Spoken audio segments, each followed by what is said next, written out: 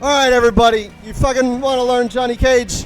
We're going to learn Johnny Cage today. This is the 10-minute beginner guide. Shut the fuck up, Mortal Kombat music. By the way, I'm SoCal Honey Badger, and that was my intro. Alright, anyways. So, you clicked on the link, you came to this video, you're wondering how to play Johnny Cage, but first of all, let's go over why to play Johnny Cage. It's because he's fucking cheap, right? He's really, really strong. He has very few bad matchups. And he's Johnny Cage. He punches people in the dick and he wears sunglasses. Like, why the fuck would you not want to play Johnny Cage? So that's that out of the way. What is the character archetype of Johnny Cage? Johnny Cage is what I like to call aggressive neutral or aggro nooch, right? He's very, very strong in the mid-range with some zoning. Shout out to Stephanie, right? Very, very strong in the mid-range with some zoning with the goal of pushing you towards the corner where he can do restand gimmicks and just kind of lock you down without any way of escaping. So as opposed to other neutral-based characters that are looking for maybe whiff punishes or maybe to block and punish, neutral characters generally tend to be very defensive. Johnny Cage is like a aggressive spin on that. He plays in the neutral, but he constantly wants to use neutral space to get in and start his strike throw, which is very, very strong when you consider that Johnny Cage doesn't have crushing blows on his grabs. I think that's a balancing issue because otherwise he'd be pretty damn broken if he could get 30% off a grab, considering how good his strike throw is. So if you want to have very good neutral utility, and you want to be able to fight from multiple ranges, but you want to fight aggressively to get in there, mix them up, and push their ass to the corner, Johnny Cage is the character for you. All right? Now, let's go into our beginner build. We had a little bit of a consternation yesterday in deciding what was a good build for Johnny Cage. At the end of the day, Johnny Cage kind of really has one build, and it's, are you going to take Pissed Off? Pissed Off is a very, very important move to Johnny Cage. You don't have to take it, but basically the question you're asking at the variation selection screen is whether or not you want Pissed Off. All right, then we grab Brass Knuckles and Rising Star. Rising Star is cheap as hell. Brass Knuckles we're going to get into really quick because this, I think, is the dark horse of Johnny Cage abilities. A lot of people are sleeping on this move, so let's look at this right now. So Pissed Off is going to be this little command grab move. What it is it's a command grab input, and it looks like a command grab, but it is not a command grab. It is an attack throw. That means you can block it, but if the attack hits, it will go into a grab animation. What is important about this move is that this is Johnny Cage's best armor break. So if we set Raiden to run away like a little bitch, right? He's going to run away, but he's going to do it delayed. You can sit there and not fuck up your combo, right? Not fuck up your combo. Fuck up your combo. See, this is the problem, is I don't do that combo that much, right? So, there it is. Catches people. There are a lot of places where you can put this move. He also has an armor break with his flip kick, but you don't get the flip kick if you grab Rising Star. So it's kind of a discussion of, or a decision of whether or not you want Rising Star and Pissed Off together. If you grab Pissed Off, chances are you probably want to grab Rising Star because you don't need the armor break of flip kick, and Rising Star has more utility. For example, it is a 9-frame mid. It is a 9-frame mid that can special cancel off of pokes. That's what makes it really cheap. Raiden, stop running away, bitch. We're trying to do a guide. All right? Rising Star can also be amplified to make it safe. It does cost 1 bar of offense and defensive if they block, but it allows you to do any string into a safe ender and still be safe on block. So you don't have to worry about getting punished if you want to add an extra hit to your staggers. Just do note, excuse me, that was quite delicious. Coming back to say hello, the coffee of this morning. Do note that Rising Star does take 2 bars, offense and a defensive bar. So if you're going to be using this at the end of your block strings, know that you can only do it twice. The other move that we have in this beginner build is not necessarily a move that is known for being good, but it is. Where is it? It's down, 2, right? There we go.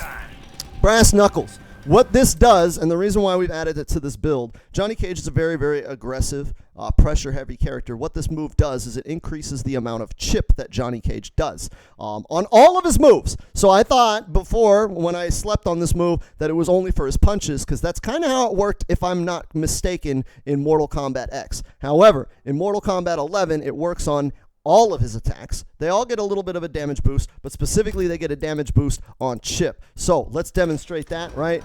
Let me just go 1, 2, 1. You see, hardly any chip, right? Let's do a special move in there, right? So you see how much damage that did on chip, right? Now, let's add this. Oh, hold on. Showtime. So you see that, right?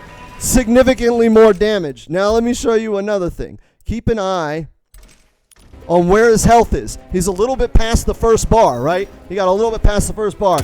That's a down 2, which is halfway past the first bar on the health bar. So 1, 2, 1 into amplified force balls with that buff does almost as much damage as an uppercut. This is pretty nasty chip. And so we decided to throw this into our beginner guide, because until you get good enough to open people up in the neutral, chances are you're going to be doing a lot of chip damage. So this is a way to kind of bypass that. And heaven forbid people that are actually good figure this shit out, because pretty much Johnny Cage is going to become a chip monster, overwhelming even his other strengths. So this is a very, very strong build. The other moves that Johnny Cage has available as special moves, he's got the shadow kick. Generally speaking, that's a combo ender and a whiff punish. Don't throw it out in the neutral raw like an idiot. It is a high. You can get a crushing blow off of it. It is also death on block. They will get a full combo. He's got the regular force ball that he can throw. You can amplify it. You can allegedly amplify it. And he's got dick, right?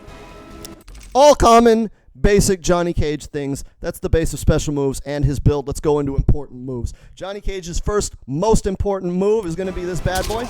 Forward 3. If you look, right, round 1, fight, boom. He's already almost in forward 3 range. And remember, I told you, when spacing out your moves in the neutral, you generally want to space yourself out at a place where the move will whiff. So that way, if you throw it out there and they decided to press, you will catch them on a counter hit in the neutral. If they decide not to press, oftentimes the move will whiff, but if you are only throwing out the single hit and hit confirming, then you can block. So round 1 fight, throw it out, right, or back up, throw it out, whiff, block. It's a safe tactic. It is going to create a lot of white noise in the neutral, getting your opponent to get antsy and wanting to jump or press, because they're going to see you whiffing a lot in the neutral. And that's why forward 3 is very, very important. It's one of those moves that will catch people pressing in neutral, and that's what you want to use it for. There are a couple of follow-ups. 4-3-4-4. That is your primary stagger. 4-3-4-4. Up 4. That shit is stupid as fuck. Don't ever do that, right? That move, the last hit of that is like death on block. You may as throw in a shadow kick. It is nifty as a little gimmick if you've been conditioning your opponent by staggering 4-3-4-4 throughout the entirety of the match, right? But you want to use that very, very sparingly, all right? 4-3-4-4 is just going to be your general basic starting move. Everything kind of flows from 4-3. All right. Now, there is one inherent weakness to forward 3. It has amazing range, easy hit confirm, does decent damage, leads to combos. It's safe if you don't use the last move, but it is a high, which means you can neutral duck it, which means if you're trying to play Johnny Cage, until you get very, very good in mixing that move up, you're going to eat a lot of down 2 crushing blows. So to complement that, you'll want to make liberal use of his down 4. That is his next most important move. Down 4 is like stupid good. It is plus 17 on hit, which means if I hit it down 4, this is guaranteed to link. It's guaranteed to jail, right? Why did I say link? Link means combo. It doesn't combo, but it is guaranteed to jail. So if you hit it down 4, they have to block the forward 3. They cannot neutral duck it. And that's kind of the way you sidestep the ability to neutral duck the forward. Did I say forward 4? Forward 3. The ability to neutral duck the forward 3 is kind of countered by throwing out the down 4 to force a stand and jail them into the forward 3. Next most important move is going to be 1-2. This is one of the best auto shimmies in the game. So if somebody is like mashing down 1s or mashing down 2s and you're trying to pressure them, it's very, very difficult to stick out a move and low profile the first hit because the second hit comes out so fast. He's got a couple of follow-ups. He's got 1-2-4 and he's got 1-2-1. They are 1-2-1 is basically if you want to add a special move to it. If you're going to stagger, or if you're going to do 1-2-1, and then you want to add like a rising star to continue their pressure if you think that they're going to press after your stagger. Whereas 1-2-4 gives you a little bit of advantage, like +1 on block or whatever, and it's relatively safe. So you want to finish those strings very, very sparingly as well. You're better off staggering 1-2 and then staggering 1-2. Just do know that if you're anticipating that they're going to press and you do have to finish the string, 1-2-4, again, plus on block, but it gives you a knockdown. 1-2-1, not so much plus on block, but you can throw a rising star after it and just get a little bit of extra damage. The next most important move is going to be this. Forward 4. Well, not all of that, but that. Forward 4 is his next most important move. It is his keystone, cornerstone, milestone mid. All right, Johnny Cage is lacking of one thing, and one thing alone.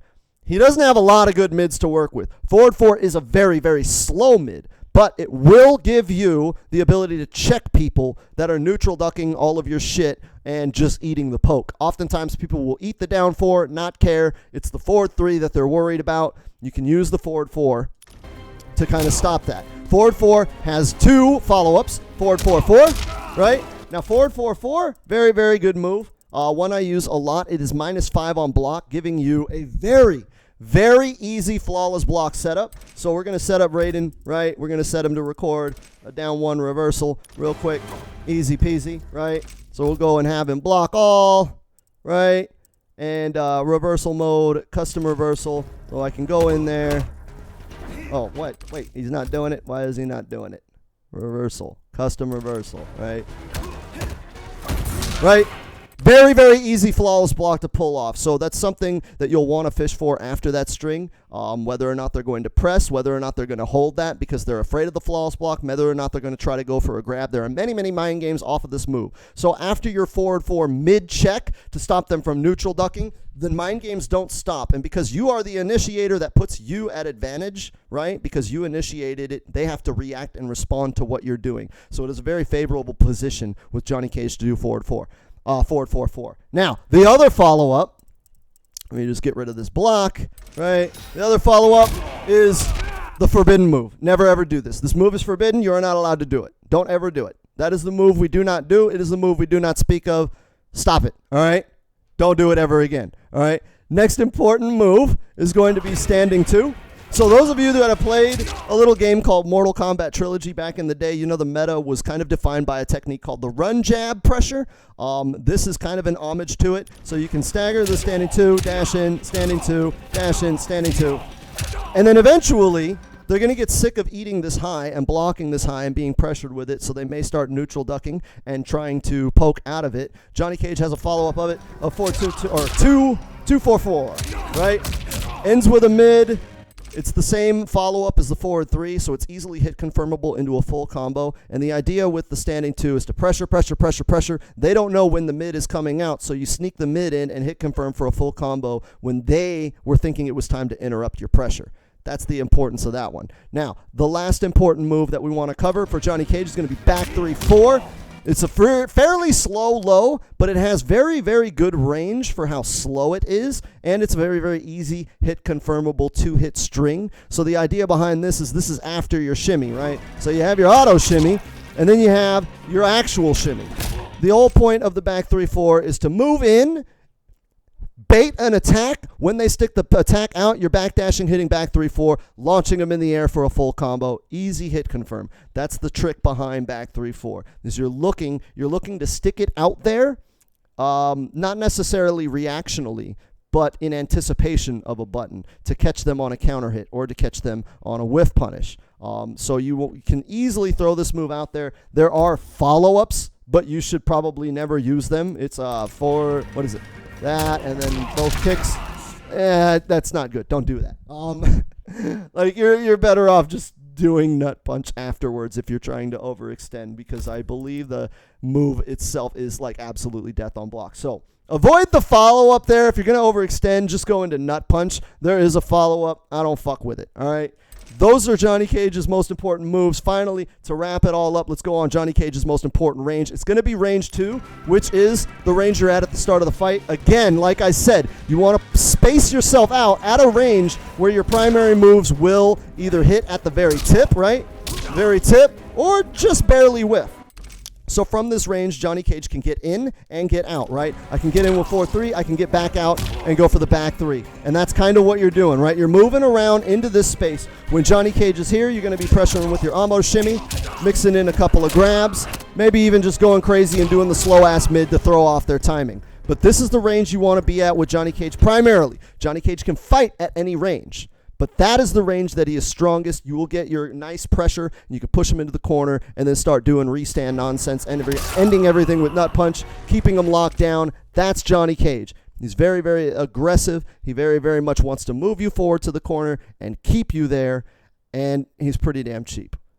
That's the end of the guide. What are we at? 15 minutes. How to learn Johnny Cage in 15 minutes. I'm still going to clickbait the shit out of that thumbnail. So thank you guys for watching. If you like some of the shit that I do, make sure you follow me on all the other social media things. Links are somewhere around here. I don't know. Maybe I'll put them in the description. I'm out of here. Fuck you all.